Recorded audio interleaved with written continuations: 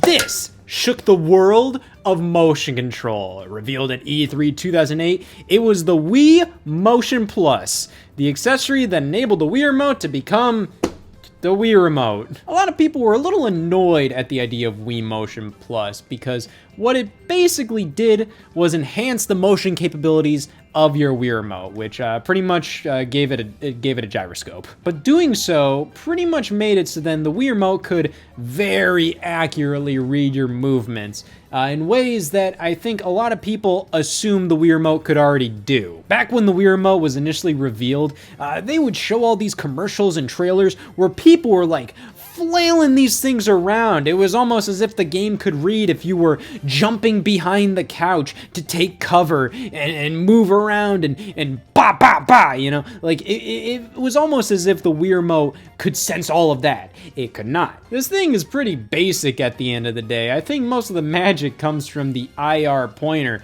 being able to point very accurately. It could read motions and all of that, but it wasn't nearly as good as those commercials made it seem. It wasn't nearly as accurate. However, a lot of the best games on the Wii knew the limitations of the Wii Remote and used the device properly. It made it so then these limitations didn't even really become apparent with games like Wii Sports. But famously on the Wii, you obviously had so many games that did not how to use this motion control properly. They thought they could do anything with the Wii Remote, and in the end, you know, it just ended up with controls that just didn't fucking work. Nintendo aimed to fix that with the MotionPlus adapter. There's a little dongle that attached to the bottom of the Wii Remote here and gave your Wii Remote so much more precision. And honestly, what better game to show off the capabilities of this motion controller than with a sequel to one of the best-selling motion-controlled games of all time. Yeah, this thing was pretty much launching and was bundled with Wii Sports Resort. I say pretty much because I think a couple weeks before this came out, Wii MotionPlus actually released alongside like a Tiger Woods game. Like, I don't want my first experience with this thing to be golf. I want it to be golf. But man, this released in 2009 and I was pretty excited. Wii Sports Resort was the first game I ever pre-ordered.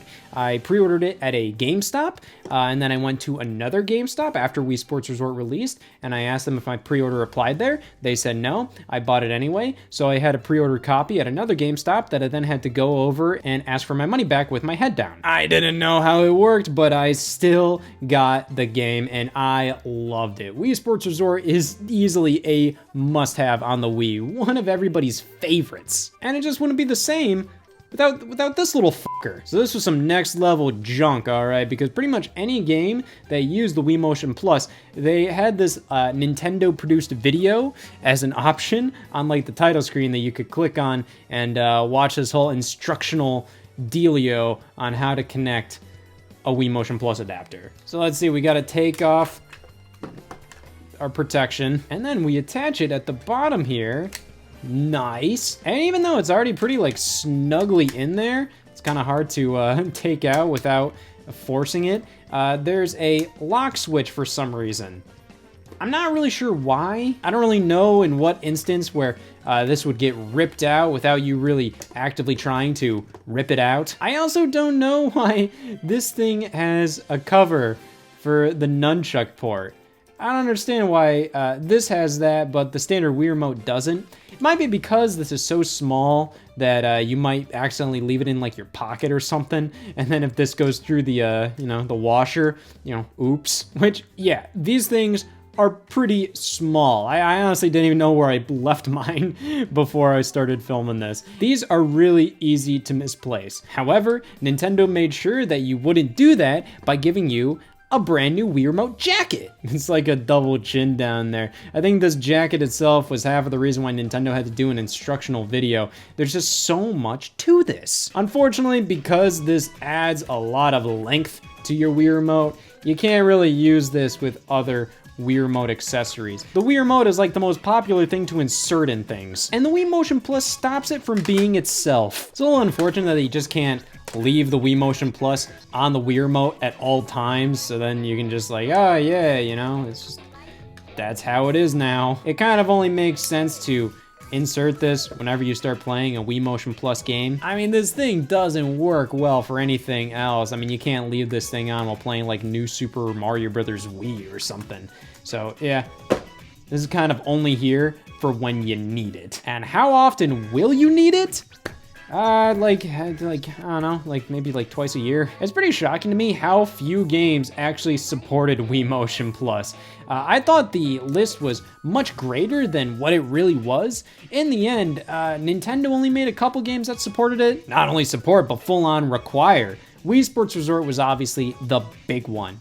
Then after that, I mean, Fling Smash? But this was made for an entirely different reason. Not only does it utilize the greater degree of motion that the Wii Motion Plus enables, but it was made to sell Wii Remote Plus. Talk about what the Wii Remote should have been at the very start. The Wii Remote Plus was a Wii Remote with a Wii Motion Plus inside. In fact, every single one of them has this little marketing sticker on it. It makes the Wii Remote Plus just feel so much just larger than life. I feel like this is like the premium Wii Remote. Man, it has a whole ass Wii Motion Plus inside and you can't even see it. It's something where I feel lame even using just a regular old school Wii Remote now, even if the game that I'm using it with doesn't require Wii Motion Plus. I mean, it's literally the exact same design as a regular Wii Remote. I gotta hand it to Nintendo because this made Wii Motion Plus support just something you didn't even have to think about. If a game requires it, who cares? It's already built into your Wii Remote. This was awesome. Now, Fling Smash was one of Nintendo's little Wii Motion Plus priority projects, just trying to make a game that used this damn thing. And, you know, it was that. It was a game that used the Wii Motion Plus. That was it. It's fine. It's more so kind of like a really simple arcade style kind of game where you use the Wii Motion Plus to, you know, bat your little Fling Smasher Zip. That's his name. And yeah, it depends on like the angle that you smack him at. It is fine. But I'd say one of their better offers when it came to Wii Remote Plus bundles was Wii Play Motion. So this came out at a weird time, around June 2011. I just don't really think a lot of people were asking for a game like this at this time. I mean, what this was pretty much a minigame collection showcasing what the Wii Remote Plus can do. And I just found it kind of weird because, you know, we already got that. So Wii Play Motion just kind of felt a little pointless, but it's still a fun time. It's a solid collection of Motion Plus required mini games. But it came out at like the tail end of the Wii's life, and games like this just didn't really impress anymore. For a true hardware showcase, that's where Skyward Sword came in. This is more of a special edition bundle that came with a Zelda-themed Wii Remote Plus, but yeah, this was a Zelda game that required Wii Motion Plus. It's a little strange when we think about it, the fact that they literally required, you know, an adapter to play, you know, this brand new traditional Zelda game, but it's not completely out of the ordinary. You needed the expansion pack to play Majora's Mask, but it's just kind of weird that they crafted this entire mainline Zelda experience basing it around this thing that came with Wii Sports Resort. Just pretty crazy. But Skyward Sword was always kind of a love it or hate it Zelda game. I really enjoyed this game, but I played it mostly on Nintendo Switch via Skyward Sword HD. Though I will say the swordplay in this game felt great. I didn't have any problem with the motion control. I honestly had more problems with the motion control in the HD version. But yeah, these were pretty much the games that Nintendo released that required Wii Motion Plus. There was a game they only released in Japan called Zangeki no Regan Leave. I absolutely butchered that, but I do recognize that game's name from like Smash Brothers for Wii U's trophies. But yeah, that game actually didn't require the Wii Motion Plus. It supported it, which was always a little weird to me. It was strange how some games just supported it. You could use it if you wanted to. I always found Wii Motion Plus support in those games to be really just like, you don't need it. I mean, yeah, it supports it for a reason and doesn't require it, but just for example, I tried out a couple games that supported Wii Motion Plus on the Wii, namely new Carnival games. And yeah, a lot of the games in there felt like they were actively using the gyroscope.